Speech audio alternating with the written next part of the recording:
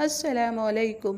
شکر گزار ہوں کہ آپ نے میری آڈیو سننے کے لیے وقت نکالا۔ حضرت ابو بکر صدیق کہتے ہیں، جب میں یمن میں اپنی خریداری اور تجارتی کام کر چکا تو رخصت ہونے کے وقت اس کے پاس آیا۔ اس وقت اس نے مجھ سے کہا، میری طرف سے چند اشعار سن لو جو میں نے اس نبی کی شان میں کہے ہیں۔ اس پر میں نے کہا، اچھی بات ہے، سناؤ۔ تب اس نے مجھے وہ شعر سنائے۔ اس کے بعد جب میں مکہ معظمہ پہنچا تو نبی اکرم صلی اللہ علیہ وسلم اپنی نبوت کا اعلان کر چکے تھے۔ فوراً ہی میرے پاس قریش کے بڑے بڑے سردار آئے۔ ان میں زیادہ اہم عقبہ بن ابی شیبہ ابو جہل تھے۔ ان لوگوں نے مجھ سے کہا، اے ابو بکر، ابو طالب کے یتیم نے دعویٰ کیا ہے کہ وہ نبی ہیں۔ اگر آپ کا انتظار نہ ہوتا تو ہم اس وقت تک صبر نہ کرتے۔ اب جب کہ آپ آ گئے ہیں، ان سے نمٹنا آپ ہی کا کام ہے۔ اور یہ بات انہوں نے اس لیے کہی تھی کہ حضرت ابو بکر نبی کریم صلی اللہ علیہ وسلم کے قریبی دوست تھے۔ ابو بکر فرماتے ہیں کہ میں نے اچھے انداز سے ان لوگوں کو ٹال دیا اور خود آپ کے گھر پہنچ کر دروازے پر دستک دی۔ آپ باہر تشریف لائے۔ مجھے دیکھ کر آپ نے ارشاد فرمایا، اے ابو بکر، میں تمہاری اور تمام انسانوں کی طرف اللہ کا رسول بنا کر بھیجا گیا ہوں، اس لیے اللہ تعالیٰ پر ایمان لے آؤ۔ آپ کی بات سن کر میں نے کہا، آپ کے پاس اس بات کا ثبوت ہے؟ آپ نے میری بات سن کر ارشاد فرمایا، اس بوڑھے کے وہ شعر جو اس نے آپ کو سنائے تھے۔ یہ سن کر میں حیران رہ گیا اور بولا، میرے دوست، آپ کو ان کے بارے میں کس نے بتایا؟ آپ نے ارشاد فرمایا، اس عظیم فرشتے نے جو مجھ سے پہلے بھی تمام نبیوں کے پاس آتا رہا ہے۔ حضرت ابو بکر صدیق نے عرض کی، اپنا ہاتھ لائیے، میں گواہی دیتا ہوں کہ اللہ کے سوا کوئی معبود نہیں، اور یہ کہ آپ اللہ کے رسول ہیں۔ آپ میرے ایمان لانے پر بہت خوش ہوئے، مجھے سینے سے لگایا، پھر کلمہ پڑھ کر میں آپ کے پاس سے واپس آ گیا۔ مسلمان ہونے کے بعد حضرت ابو بکر صدیق نے جو سب سے پہلا کام کیا وہ تھا اسلام کی تبلیغ۔ انہوں نے اپنے جاننے والوں کو اسلام کا پیغام بھیجا، انہیں اللہ اور اس کے رسول کی طرف بلایا۔ چنانچہ ان کی تبلیغ کے نتیجے میں حضرت عثمان بن عفان مسلمان ہوئے۔ حضرت عثمان کے مسلمان ہونے کی خبر ان کے چچا حکم کو ہوئی تو اس نے انہیں پکڑ لیا اور کہا، تو اپنے باپ دادا کا دین چھوڑ کر محمد کا دین قبول کرتا ہے؟ اللہ کی قسم، میں تجھے اس وقت تک نہیں چھوڑوں گا جب تک کہ تو اس دین کو نہیں چھوڑے گا۔ اس کی بات سن کر حضرت عثمان غنی نے فرمایا، اللہ کی قسم، میں اس دین کو کبھی نہیں چھوڑوں گا۔ ان کے چچا نے جب ان کی پختگی اور ثابت قدمی دیکھی تو انہیں دھوئیں میں کھڑا کر کر تکالیف پہنچائیں۔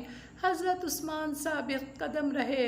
حضرت عثمان کی فضیلت میں ایک حدیث میں آیا ہے کہ نبی کریم صلی اللہ علیہ وسلم نے فرمایا، جنت میں ہر نبی کا ایک رفیق یعنی ساتھی ہوتا ہے، اور میرے ساتھی عثمان بن عفان ہوں گے۔ حضرت ابو بکر نے اسلام کی تبلیغ جاری رکھی۔ آپ کی کوششوں سے حضرت عثمان کے بعد حضرت زبیر بھی مسلمان ہو گئے۔ اس وقت ان کی عمر 8 سال تھی۔ اسی طرح حضرت عبد الرحمن بن عوف بھی حضرت ابو بکر صدیق کی کوششوں سے مسلمان ہوئے۔ جاہلیت کے زمانے میں ان کا نام ابو القعقاع تھا۔ نبی کریم صلی اللہ علیہ وسلم نے آپ کا نام عبد الرحمن رکھا۔ یہ عبد الرحمن بن عوف کہتے ہیں، امیہ بن خلف میرا دوست تھا۔ ایک روز اس نے مجھ سے کہا، تم نے اس نام کو چھوڑ دیا جو تمہارے باپ نے رکھا تھا؟ جواب میں نے کہا، ہاں چھوڑ دیا۔ یہ سن کر وہ بولا، میں رحمان کو نہیں جانتا، اس لیے میں تمہارا نام عبداللہ رکھتا ہوں۔ چنانچہ مشک اس روز سے مجھے عبداللہ کہہ کر پکارنے لگے۔ حضرت عبد الرحمن بن عوف اپنے اسلام لانے کا واقعہ اس طرح بیان کرتے ہیں، میں اکثر یمن جایا کرتا تھا۔ جب بھی وہاں جاتا اسکان بن اواقف حمیری کے مکان پر ٹھہرا کرتا تھا، اور جب میں ان کے ہاں جاتا تو وہ مجھ سے پوچھا کرتے تھے، کیا وہ شخص تم لوگوں میں ظاہر ہو گیا ہے جس کی شہرت اور چرچے ہیں؟ کیا تمہارے دین کے معاملے میں کسی نے مخالفت کا اعلان کیا ہے؟ میں ہمیشہ یہی کہا کرتا تھا کہ نہیں، ایسا کوئی شخص ظاہر نہیں ہوا۔ میں اس سال یمن گیا، اسی کے ہاں ٹھہرا۔ اس نے سوال پوچھا، تب میں نے اسے بتایا، ہاں ان کا ظہور ہو گیا ہے، ان کی مخالفت بھی ہو رہی ہے۔ حضرت عبد الرحمن بن عوف کے بارے میں نبی کریم صلی اللہ علیہ وسلم نے ارشاد فرمایا، تم زمین والوں میں بھی امانت دار ہو اور آسمان والوں میں بھی۔ حضرت عبد الرحمن بن عوف کے بعد حضرت ابو بکر صدیق نے حضرت سعد بن ابی وقاص کو بھی اسلام کی دعوت دی۔ انہوں نے کوئی ہچکچاہٹ ظاہر نہ کی، فوراً نبی کریم صلی اللہ علیہ وسلم کے پاس چلے آئے، آپ سے آپ کے پیغام کے بارے میں پوچھا۔ آپ نے انہیں بتایا کہ یہ تو اسی وقت مسلمان ہو گئے۔ اس وقت ان کی عمر 19 سال تھی۔ یہ بنو زہرہ کے خاندان سے تھے۔ آپ صلی اللہ علیہ وسلم کی والدہ ماجدہ آمنہ بھی اسی خاندان سے تھیں، اسی لیے حضرت سعد بن ابی وقاص حضور اکرم صلی اللہ علیہ وسلم کے ماموں کہلاتے تھے۔ آپ نے حضرت سعد بن ابی وقاص کے لیے ایک بار فرمایا، یہ میرے ماموں ہیں، ہے کوئی جس کے ایسے ماموں ہوں؟ خضر سعد بن ابی وقاص جب اسلام لائے تو ان کی والدہ کو ان کے مسلمان ہونے کا پتہ چلا تو یہ بات انہیں بہت ناگوار گزری۔ ادھر یہ اپنی والدہ کے بہت فرما بردار تھے۔ والدہ نے ان سے کہا، کیا تم یہ نہیں سمجھتے کہ اللہ تعالیٰ نے تمہیں اپنے بڑوں کی خاطر داری اور ماں باپ کے ساتھ اچھا سلوک کرنے کا حکم دیا ہے؟ حضرت سعد نے جواب دیا، ہاں بالکل ایسا ہی ہے۔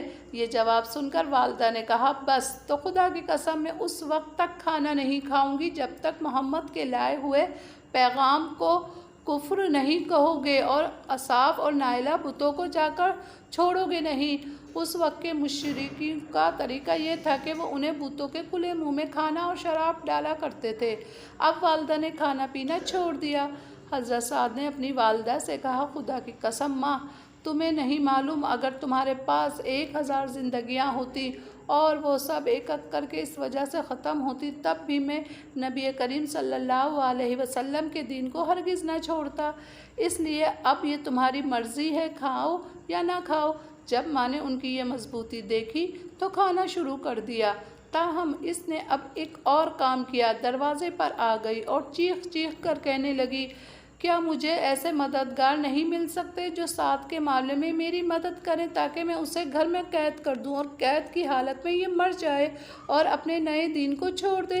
حضرت سعد فرماتے ہیں، میں نے یہ الفاظ سنے تو ماں سے کہا، میں تمہارے گھر کا رخ بھی نہیں کروں گا۔ اس کے بعد حضرت سعد کچھ دن تک گھر نہ گئے۔ والدہ تنگ آ گئیں اور اس نے پیغام بھیجا، تم گھر آ جاؤ، دوسروں کے مہمان بن کر ہمیں شرمندہ نہ کرو۔ چنانچہ یہ گھر چلے آئے۔ اب گھر والوں نے پیار و محبت سے سمجھانا شروع کر دیا۔ وہ ان کے بھائی عامر کی مثال دے کر کہتی، دیکھو عامر کتنا اچھا ہے، اس نے اپنے باپ دادا کا دین نہیں چھوڑا، لیکن پھر ان کے بھائی عامر بھی مسلمان ہو گئے۔ اب تو والدہ کے غیظ و غضب کی انتہا نہ رہی۔ ماں نے دونوں بھائیوں کو بہت تکلیفیں پہنچائیں۔ آخر عامر تنگ آ کر حبشہ کو ہجرت کر گئے۔ عامر رضی اللہ عنہ کے حبشہ ہجرت کر جانے سے پہلے ایک روز حضرت سعد بن ابی وقاص گھر آئے تو دیکھا ماں اور عامر چاروں طرف بہت سے لوگ جمع۔ میں نے پوچھا، لوگ کیوں جمع ہیں؟ لوگوں نے بتایا، یہ دیکھو تمہاری ماں نے تمہارے بھائی کو پکڑ رکھا ہے اور اللہ سے عہد کر رہی ہے کہ جب تک عامر بے دینی نہیں چھوڑے گا اس وقت تک یہ نہ تو کھجور کے سائے میں بیٹھے گی اور نہ کھانا کھائے گی اور نہ پانی پیے گی۔ حضرت سعد بن ابی وقاص نے یہ سن کر کہا، اللہ کی قسم ماں، تم اس وقت تک کھجور کے سائے میں نہ بیٹھو اور اس وقت تک کچھ نہ کھاؤ وہ پیو جب تک تم جہنم کا ایندھن نہ بن جاؤ۔ غرض انہوں نے ماں کی کوئی پرواہ نہ کی اور دین پر ڈٹے رہے۔ اسی طرح حضرت ابو بکر صدیق کی کوششوں سے حضرت طلحہ بھی اسلام لے آئے۔ حضرت ابو بکر صدیق انہیں نبی کریم صلی اللہ علیہ وسلم کی خدمت میں لائے اور آپ کے ہاتھ پر مسلمان ہوئے۔ اس کے بعد حضرت ابو بکر صدیق اور حضرت طلحہ نے اپنے اسلام لانے کا کھل کر اعلان کر دیا۔ ان کا اعلان سن کر نوفل بن عدیہ نے انہیں پکڑ لیا۔ اس شخص کو قریش کا شیر کہا جاتا تھا۔ اس نے دونوں کو ایک ہی رسی سے باندھ دیا۔ اس کی اس حرکت پر ان کے قبیلے بنو تیم نے بھی انہیں نہ بچایا۔ اب چونکہ نوفل نے دونوں کو ایک ہی رسی سے باندھ دیا تھا اور دونوں کے جسم آپس میں ملے ہوئے تھے، نوفل بن عدیہ کے ظلم کی وجہ سے نبی کریم صلی اللہ علیہ وسلم فرمایا کرتے تھے، اے اللہ بن عدیہ کے شر سے ہمیں بچا۔ حضرت طلحہ اپنے اسلام قبول کر لینے کا سبب اس طرح بیان کرتے ہیں، میں ایک مرتبہ بصرہ کے بازار میں گیا، میں نے وہاں ایک راغب کو دیکھا، وہ اپنی خانقاہ میں کھڑا تھا اور لوگوں سے کہہ رہا تھا، اس مرتبہ حج سے آنے والوں سے پوچھو کیا ان میں کوئی حرم کا باشندہ بھی ہے؟ میں نے آگے بڑھ کر کہا، میں ہوں حرم کا رہنے والا۔ میرا جواب سن کر اس نے کہا، کیا احمد کا ظہور ہو گیا ہے؟ میں نے پوچھا، احمد کون؟ تب اس راہب نے کہا، احمد بن عبداللہ بن عبد المطلب، یہ اس کا مہینہ ہے، وہ اس مہینے میں ظاہر ہوگا، آخری نبی ہے، اس کے ظاہر ہونے کی جگہ حرم ہے اور اس کی ہجرت کی جگہ وہ علاقہ ہے جہاں باغات ہیں، سبزہ زار ہیں، اس لیے تم پر ضروری ہے کہ تم اس نبی کی طرف بڑھنے میں پہل کرو۔ اس راہب کی کہی ہوئی بات میرے دل میں نقش ہو گئی، میں تیزی کے ساتھ وہاں سے واپس روانہ ہوا اور مکہ پہنچا۔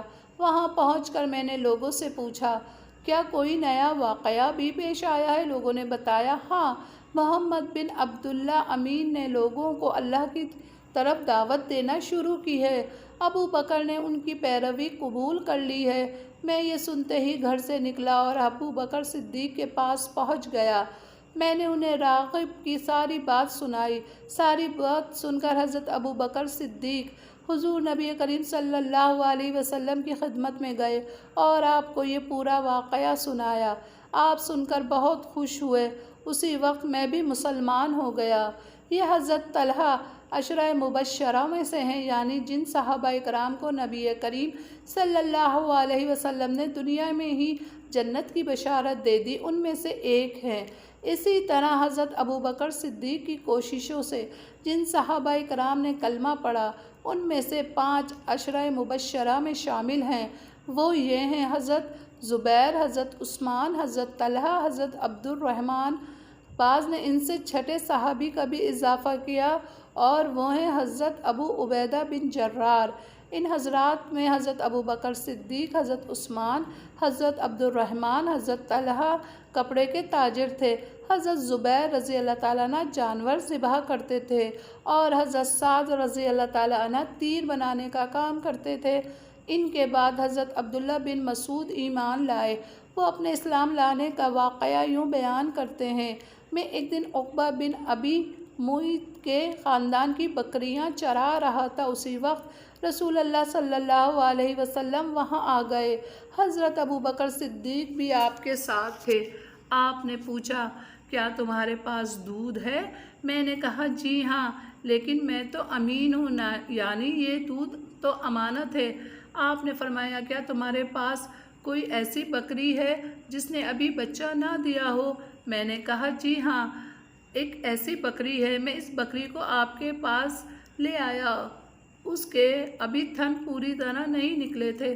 آپ نے اس کی تھنوں کی جگہ پر ہاتھ پھیرا، اسی وقت اس بکری کے تھن دودھ سے بھر گئے۔ یہ واقعہ دوسری روایت میں یوں بیان ہوا ہے کہ ایک اس بکری کے تھن سوکھ چکے تھے، آپ نے اس پر ہاتھ پھیرا تو وہ دودھ سے بھر گئے۔ حضرت عبداللہ بن مسعود یہ دیکھ کر حیران رہ گئے، وہ آپ کو ایک صاف پتھر پر لے آئے، وہاں بیٹھ کر آپ صلی اللہ علیہ وسلم نے بکری کا دودھ دھوا، آپ نے وہ دودھ حضرت ابو بکر صدیق کو پلایا، پھر مجھے پلایا اور آخر میں آپ نے خود پیا۔ پھر آپ نے بکری کے تھنوں سے فرمایا، سمٹ جا، چنانچہ تھن فوراً ہی پہلے جیسے ہو گئے۔ حضرت عبداللہ بن مسعود فرماتے ہیں، جب میں نے رسول اللہ صلی اللہ علیہ وسلم کا یہ معجزہ دیکھا تو آپ سے عرض کی، یا اللہ کے رسول، مجھے اس کی حقیقت بتائیے۔ آپ نے یہ سن کر میرے سر پر ہاتھ پھیرا اور فرمایا، اللہ تم پر رحم فرمائے، تم تو جانکار ہو۔ یہ عبداللہ بن مسعود باپ کے بجائے ماں کی طرف سے زیادہ مشہور تھے، ان کی والدہ کا نام ام عبد تھا۔ ان کا قد بہت چھوٹا تھا، نہایت دبلے پتلے تھے۔ ایک مرتبہ صحابہ ان پر ہنسنے لگے تو آپ نے ارشاد فرمایا، عبداللہ اپنے مرتبے کے لحاظ سے ترازو میں سب سے بھاری ہے۔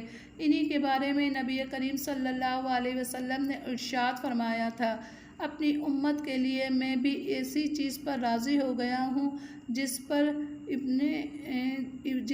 بن عبد یعنی عبداللہ بن مسعود راضی ہو گئے، اور جس چیز کو عبداللہ بن مسعود نے امت کے لیے ناگوار سمجھا، میں نے بھی اس کو ناگوار سمجھا۔ آپ ان کی بہت عزت کرتے تھے، انہیں اپنے قریب بٹھایا کرتے تھے، ان سے کسی کو چھپایا نہیں کرتے تھے، اس لیے یہ آپ کے گھر میں آتے جاتے تھے۔ یہ نبی کریم کے آگے یا ساتھ ساتھ چلا کرتے تھے۔ آپ جب غسل فرماتے تو یہی پردے کے لیے چادر تان کر کھڑے ہوتے تھے۔